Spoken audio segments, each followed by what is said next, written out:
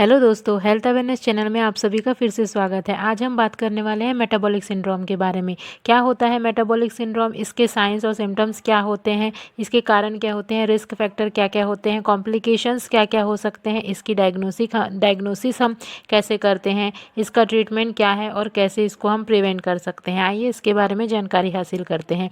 Metabolic syndrome क्या होता है? क्लस्टर ऑफ कंडीशन, अवस्थाओं का समूह होता है ये, जिसमें कई कंपोनेंट होते हैं। इन कंडीशंस को होने से हमें हृदय रोग, स्ट्रोक और डायबिटीज़ का खतरा बढ़ जाता है। ये कौन कौन सी कंडीशंस होती है? पहला, बीपी ज़्यादा होता है।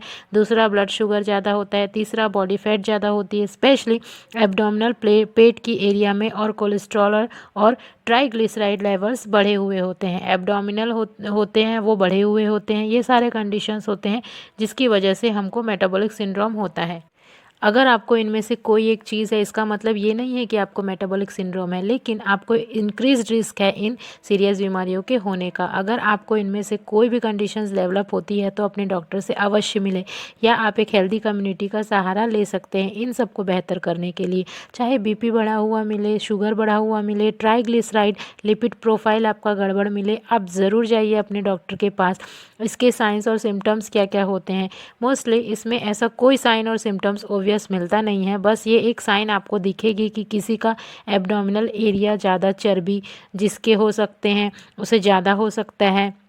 सिम्टम क्या मिलेगा कि अगर आपको टाइप 2 डायबिटीज़ हो गई है तो आपको डायबिटीज़ के सिम्टम्स आपको मिलेंगे, जैसे कि ज़्यादा प्यास लगना, रात में बाथरूम जाने के लिए बार बार उठना, बार बार बाथरूम होना, विज़न में जो है आपको ब्लरिंग होती है, धुंधला दिखाई देना, तो भी आपको डॉक्टर से मिलना। इसके कारण क्या क्या होते हैं? मेटाबॉलिक सिंड्रोम बहुत ही क्लोजली लिंक्ड है। अगर कोई ओवरवेट है, जिसका वजन ज़्यादा है, अगर ओबीस है, मोटापा या इनएक्टिव है, घर में दिन भर पड़े रहते हैं और काम नहीं करते हैं, तो भी एक कॉज बन सकता है इसका। और इंसुलिन रेजिस्टेंस इसका एक इम्पॉर्टेंट कॉज है। रिस्क फैक्टर मेटाबॉलिक सिंड्रोम के क्या क्या होते हैं? इसका रिस्क फैक्टर है एज। जैसे जैसे उम्र बढ़ती है इसके रिस्क का खतरा बढ़ जाता है।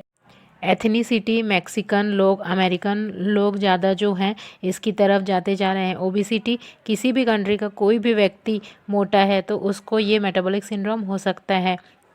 डायबिटीज़, जिसको जेस्टेशनल डायबिटीज़ रही हो तो उसको भी इसका खतरा, या फैमिली हिस्ट्री है डायबिटीज़ की, उसको भी इसका खतरा है। और अन्य बीमारी कभी किसी को रही है तो, जैसे कि NAFLD मतलब है कि non alcoholic fatty liver disease, अगर किसी को रहा हो, या हो PCOS पॉलीसिस्टिक ओवेरियन सिंड्रोम हो, या रहा हो, या स्लीप एपनिया, ये सारी चीज़ें अगर किसी को हो या रही हो तो उनको भी मेटाबॉलिक सिंड्रोम होने का खतरा है।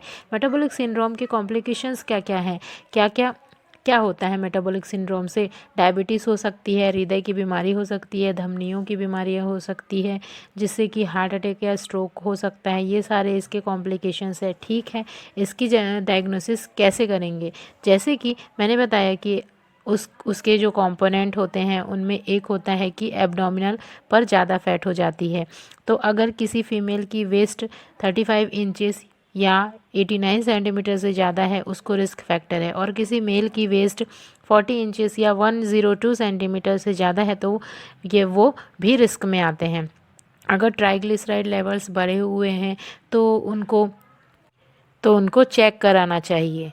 अगर ब्लड में ट्राइग्लिसराइड लेवल 150 mg पर डेसीलीटर से ज़्यादा है तो उसको मेटाबॉलिक सिंड्रोम होने का खतरा है। अगर गुड कोलेस्ट्रॉल कम हो, high density lipoprotein HDL good cholesterol होता है, अगर वो कम हो उसकी मात्रा तो उनको भी मेटाबॉलिक सिंड्रोम होने का खतरा है। आदमियों में अगर 40 mg पर डेसीलीटर से कम हो, और अगर फीमेल में 50 mg पर डेसीलीटर से कम हो तो उनको मेटाबॉलिक सिंड्रोम हो सकता है।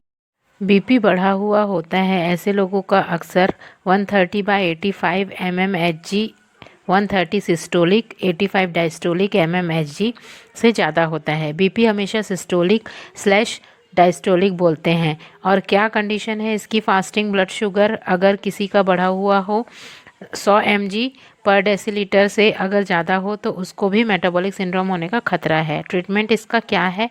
Aggressive treatment, aggressive lifestyle, diet उसकी कंट्रोल करे, एक्सरसाइज करवाएं। अगर इन दोनों चीज़ों से नहीं कंट्रोल होता तो डॉक्टर आपकी दवाइयाँ देंगे जो कि आपको ब्लड शुगर को बीपी को और कोलेस्ट्रॉल को कंट्रोल में करेगा, ताकि आपको इसका खतरा ना हो। आप क्या कर सकते हैं घर पे भी तो कुछ कर सकते हैं। इसके लिए प्रिवेंशन के लिए क्या कर सकते हैं, रेगुलर फिजिकल एक्सरसाइज ज़रूरी है, at least 30 minutes per day.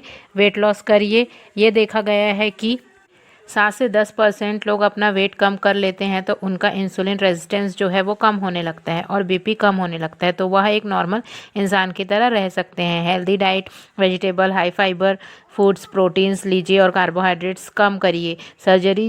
Sugary चीज़, कोई भी शुगरी ड्रिंक आपको नहीं लेना है। अल्कोहली, सॉल्ट, ट्रांस फैट, स्मोक, ये सब चीज़ें से बचे। स्ट्रेस को मैनेज कीजिए। जो चीज़ आपको अच्छी लगे वो करना चाहिए। मेडिटेट, योगा, एक्सरसाइज करें। अगर आपको यह जानकारी अच्छी लगी हो तो वीडियो को लाइक करें, शेयर करें और सब्सक्राइब करें। Thanks for watching.